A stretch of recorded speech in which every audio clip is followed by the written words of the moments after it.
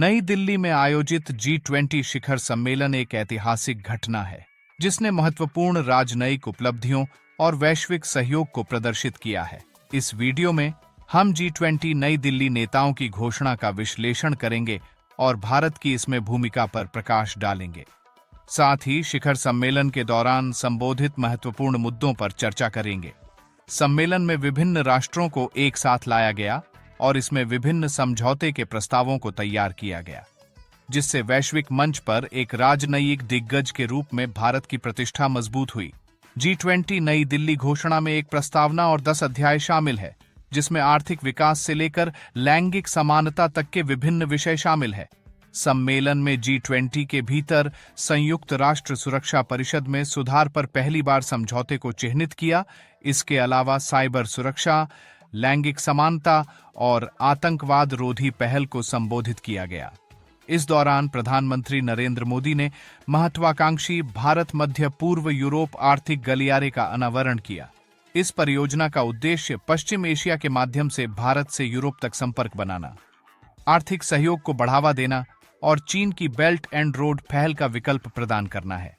इसके अलावा शिखर सम्मेलन में पेट्रोल के साथ 20% वैश्विक इथेनॉल सम्मिश्रण के लक्ष्य के साथ वैश्विक जैव ईंधन गठबंधन का भी उद्घाटन किया गया।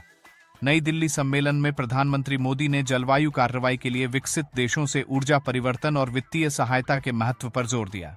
भारत की अध्यक्षता ने G20 में अफ्रीकी संघ को शामिल करने में महत्वपूर्ण भूमिका निभाई है और voice of the global south को बढ़ावा दिया। इस शिखर सम्मेलन का उद्देश्य G20 का लोकतंत्रीकरण करना था, जिसमें 125 देशों के 1 लाख से अधिक प्रतिनिधियों ने भाग लिया। इसे पीपुल्स G20 भी कहा जा रहा है। इस G20 शिखर सम्मेलन ने भविष्य की अध्यक्षताओं के लिए एक मजबूत प्रतिबद्धता प्रदर्शित की है, जिसमें ब्राजील, दक्षिण अफ्रीका और संयुक्त राज्य अमेरिका आने वाले वर्षों में नेतृत्व करने के लिए तैयार हैं। सम्मेलन में विभिन्न जुड़ाव समूहों और पहलुओं के महत्व को भी स्वीकार किया और एक जन केंद्रित कूटनीति दृष्टिकोण को अपनाया है। घोषणा पत्र में यूक्रेन रूस संघर्ष पर 7 व्यापक पैराग्राफ समर्पित करके एक गंभीर दृष्टिकोण का प्रदर्शन किया। संतुलन बनाने के प्रयास में घोषणा पत्र में रूस के कार्यों की स्पष्ट रूप से निंदा करने या उसे आक्रामकता के रूप में चित्रित करने से परहेज किया गया है।